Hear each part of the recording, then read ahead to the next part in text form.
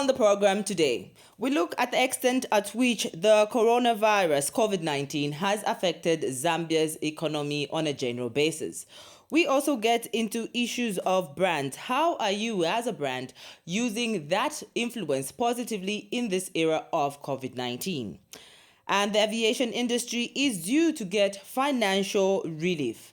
We also get into issues of competition. What is healthy competition? How is competition when it gets to a point where it's unhealthy? These and more items on Business Day.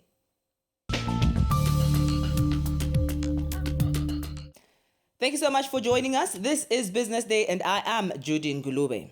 Earlier today, Business Day spoke to local economist Shabdin Mweemba to just break it down for us the extent to which COVID-19 has affected Zambia's economy. This is what he had to say.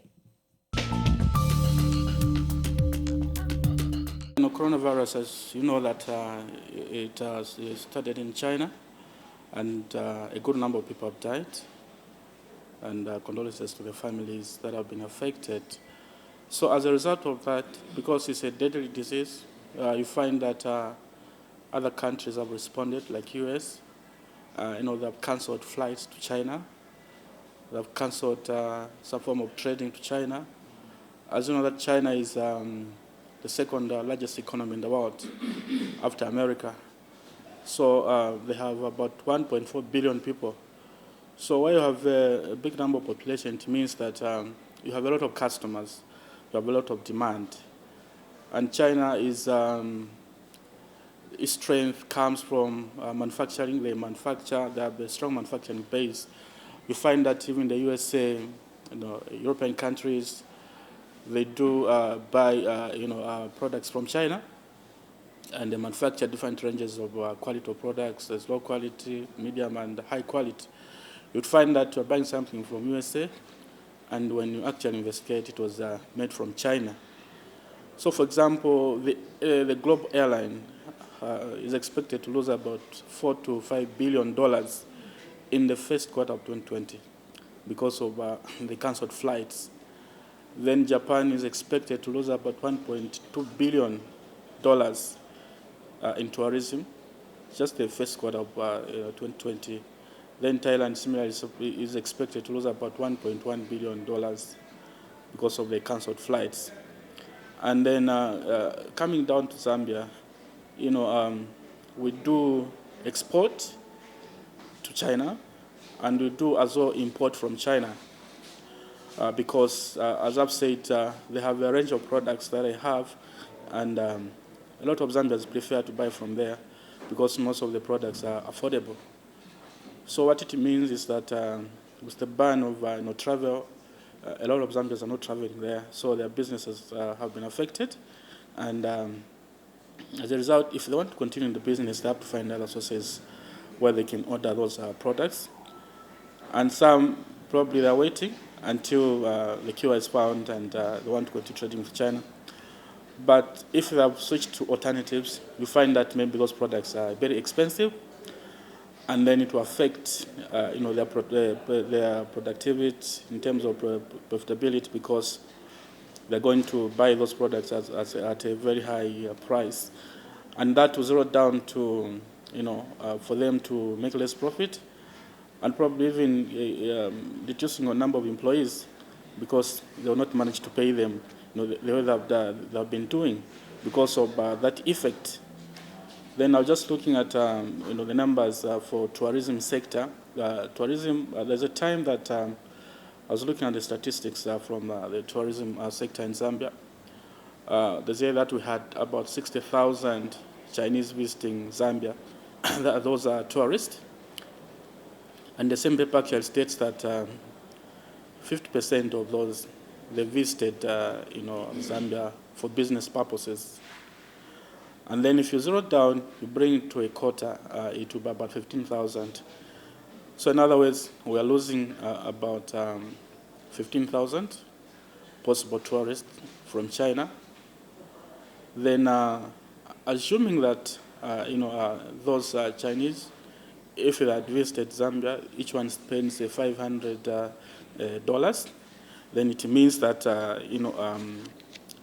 we are losing about $7.5 million in a quarter. That is the first quarter of 2020. So now that you've zeroed it into Zambia, which would you say, on a general scale, are the sectors that are being affected by this? Of course, you've already mentioned tourism, you've mentioned the airlines, manufacturing, or which other sectors are being affected? Yeah, maybe if I come there, let me maybe just complete this one so that maybe I bring it to home. So I said we're losing about $7.5 million in terms of tourism income. Then assuming that 50% of those, because 50% of those people, the tourists, they came for business and invested, so that's about 7,500. And then assuming that 50% of this number again, that is 3,750, they successfully do their businesses, it will mean that they're going to create employment. And if, for example, each creates 5 jobs, you are talking over 18,750 jobs. And then the way it is in Zambia, when you employ one person, you are simply employing a client, about 6 people behind, depending on that person. So assuming that each person has, maybe it's a family of 6, it means that about 112,000 people affected just this first quarter of 2020. So that's how serious it is. Wow. When you look at it like that and you bring it home and zero it in, it cuts across issues of employment, Of course. social and economic development, and the sectors in the country. So the sectors, I've talked of the tourism sector and also airline sector, though are not very much affected per se, because we don't have really the airline as Zambia. Then of course you have the commerce sector, the shop trading, importing and exporting. So this, what it may do is that, as I said, that we export a lot to China. So most likely this first quarter we're expected to have a trade deficit. That is probably we import more than we're exporting, because our major customer, China, there's all restrictions on movements. And actually, because of this effect, I was just reading somewhere, is it yesterday, Kenya, they have resumed the flights to China. So what they're doing is, before that flight goes there or comes from, they do the screening.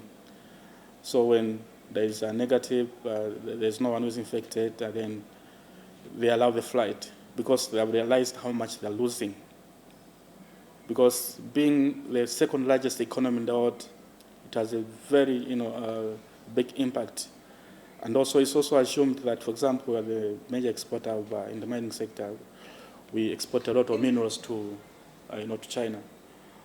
In the spirit of staying awake to some of these, being alive to the realities that not trading with China or restricting trade with China adversely affects an economy, especially for a third world country like ours, some of those that you've stated just now. How then does Zambia still protect its citizenry, protect its country, but then still wants to try and see losing the least that they can? Yeah, well, like other countries, Zambia is also cooperating in terms of making sure that, for example, when travelers come, they're screened so that we are not affected by this the effect. And then, of course, Zambia has to find means of probably continuing to trade with China. Of course, it may not be a direct transaction. Let's say maybe exporting direct to China. It can be done through other means. For example, like where they trade copper through maybe London Stock Exchange. So we find that China, of course, being a major customer, they are the ones who buy from there. Yeah. So indirectly like that? Indirectly like that, of course. No, definitely. Yeah. Well, Mr. Mweemba, thank you so much for your time. I appreciate it. Thank you very much for inviting me. That was Shabdin Mweemba, a local economist here in Lusaka, Zambia. Still to come on the program, we talk about the aviation industry and their financial relief and how this package is going to help the aviation industry and in turn Zambia's economy. But for now, we get into how can brands use their influence in times like this on a general basis and how these brands can maximize on their influence in a positive manner. Or Zambia Army, aided And by it- what, you know what I mean? So it's innovations that people lack. So I know when you call me here, we talk branding, and these are some of the innovative ways in which branding can be done. Because you must be relevant to the communities that you serve. You must be relevant to the people that you serve. I mean, we're talking about small orphanages, that probably need covering, because these things seem to be affecting everybody. So this place that needs security. How come a security company does not offer, look, because of this thing, we're going to provide security? And you're branding yourselves as a corporately, socially responsible entity that is dealing with a situation that is current and is meaningful to the people at the moment. You know what I mean? So there's ways of being innovative and using your brands to identify issues that are happening in the moment and then also gain mileage on that. I know it's a sad situation, but you can actually be seen as corporately, socially responsible. They say that capitalism never does anything for free, does it? Even CSPR is not for free. Is that true? It's not for free. Look, it's a win-win situation. I mean, when we're doing consultancy for entities and we tell them being socially responsible is because you're applying back the communities where you draw your profits from. But again, there's just the case of Ubuntu. You know what I mean? We may not make money from an orphanage, for instance, but an orphanage operates in a place where we are getting money from people that surround it, in the communities. So it's beyond that. Look, we can brand ourselves as people who go and help out a hospital. We may not even have a branch there, but then this has to relate with the people that aid our business to go forward. And also just being humane. So branding comes in different ways. You have to be innovative if you're going to run your brand and have a brand that identifies with the day-to-day activities of how people live their lives. You've got to be clever. Very true.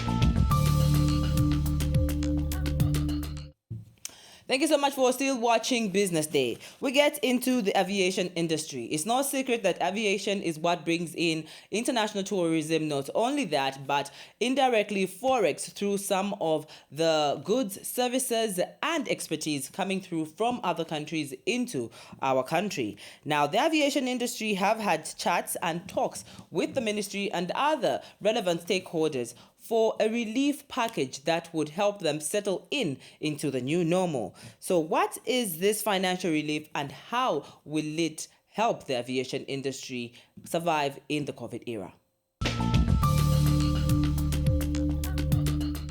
We understand that COVID has not spared any organization. Even government has been hit. So when we're talking about a bailout package, we're looking at many different issues. We're looking at either a relaxation on the charges, but you already understand that some of the charges go to those organizations who are already hit, like for example Zambia airports. They've been drastically hit.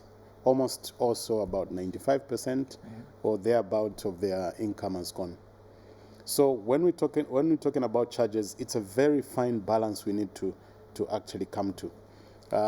When it comes to taxation and when it comes to some fees and reducing those, it is imperative that we come to a balance. But it's very difficult to actually just pick it out of the hat.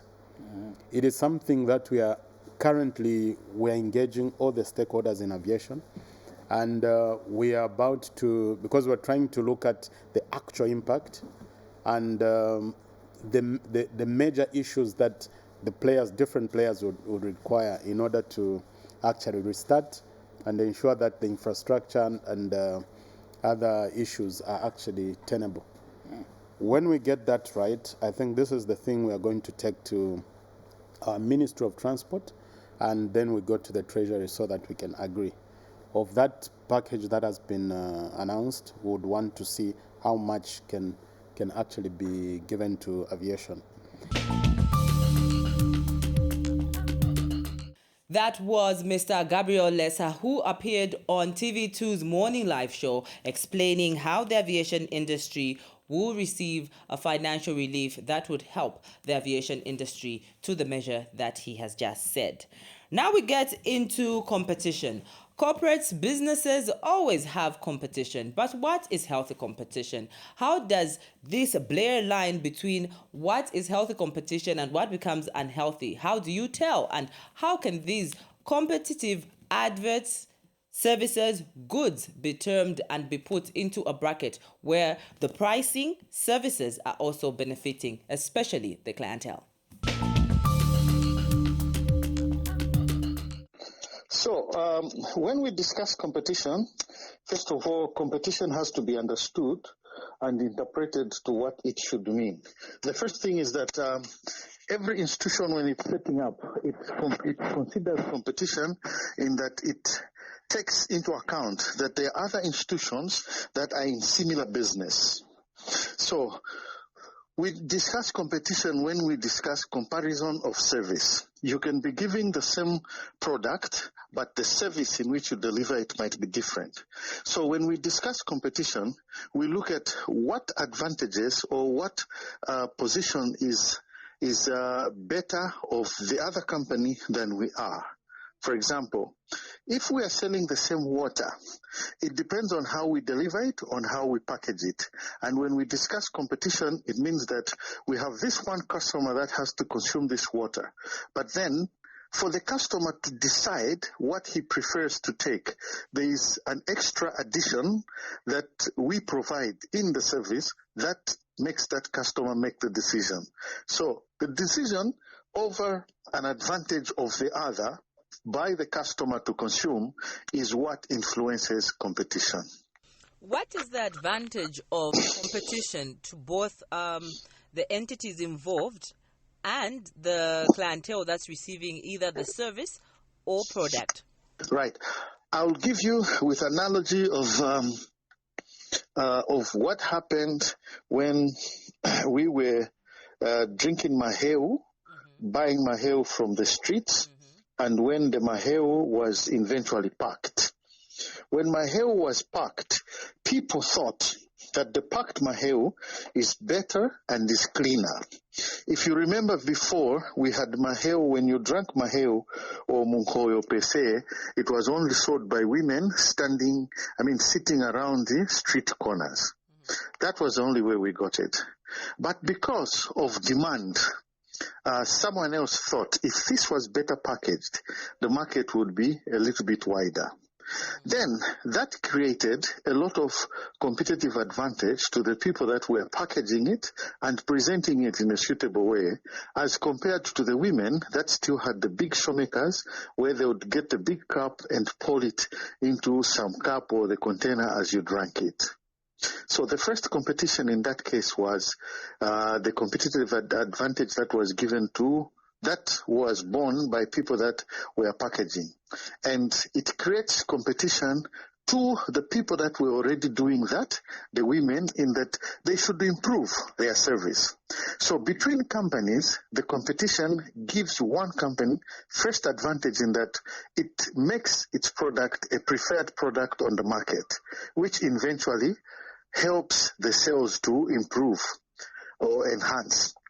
Secondly, competition is good for us as consumers because then we are able to select and pick the right quality, the right quantity at the right price that you as an individual is happy with. So in competition, it gives that platform where you, as a consumer, you are not forced on what you should take, but you exercise your right to the maximum in that you have a range of what you can pick from. But where competition is not promoted, it means you are forced. You have one size fits all. To what extent does what you've just explained right now have an effect on the pricing? Every company, when it gets into business, it has what it has. It has what it works out as its cost of production. So above the cost of production, there are cosmetic issues that companies will put up to put a price. So when they make a markup, there is what is a professionally business markup. Now, if a company is producing an X good and then selling these goods at probably 100 kwacha. When they do the analysis, they are producing those goods at 30 kwacha. So principally, they've got about 70 kwacha, which is gross profit before we take off tax, before we take out anything. And you find that by the time they take out statutory requirements, that only amounts to 10 kwacha. So it means that the cost of the product plus the statutory requirements is 40 kwacha. And then let's go to the next part of maybe the distribution cost, which now is maybe the cost of the sales, which adds up to part of the cost of the sales. So that probably would come up to just about another 10 kwacha, meaning that the principal cost of that product from the factory to the shelf where a customer can buy it is 50 kwacha. And then this client says, and this manufacturer says, okay, my stock is 50 kwacha, and I'm selling it at 70 kwacha. It means the whole 20 kwacha is a profit that the client takes home.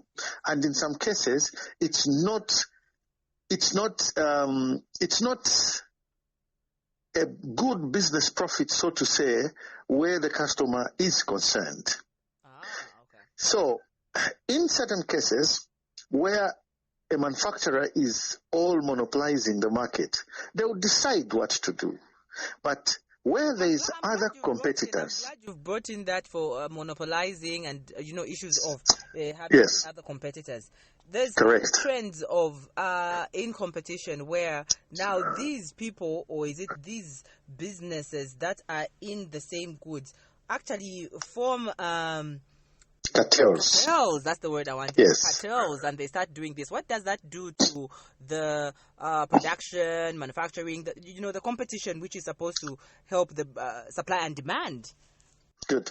So, in finishing my example, is that when there are 4 or 5 manufacturers, they will be chasing each other for the same customer. So they'll be testing, let's say, 10 customers, and each one of them is producing 4 or 5 pieces of product. And they'll want these 10 customers to consume their product within a month. But because there are a number of them, they will be then forced to reduce to a meaningful margin just above the real cost of production and sales of that product. So probably the product is going to be sold maybe just at around 60 kwacha, 65 kwacha.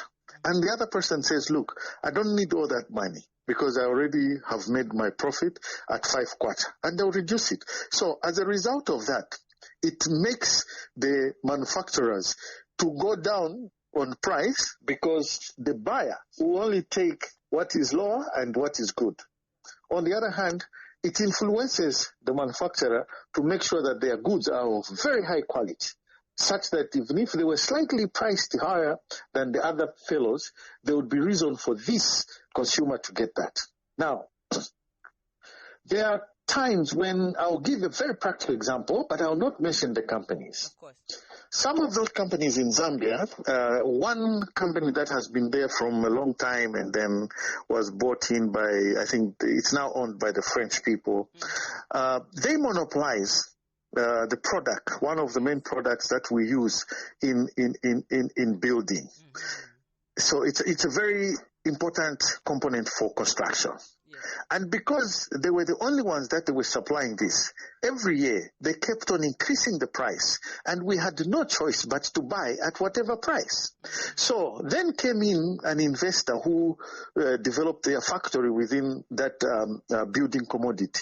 And because they looked at the numbers and said, look, why should I overprice my product when I can get it at such an amount and still make a profit in whatever I do? So they went to do that. And not only that, the new investor was actually called to the table to be part of the cartel to keep the price at an X amount for that commodity. But this investor also thought it was to their advantage if they didn't belong to the cartel, because then they would take advantage in that the market would swing to buy their products, and in no time they will have introduced their product and have market advantage. in terms of market share. So cartels are not good for a market because they actually destroy the rights of the consumer. And secondly, they destroy the choice of selection.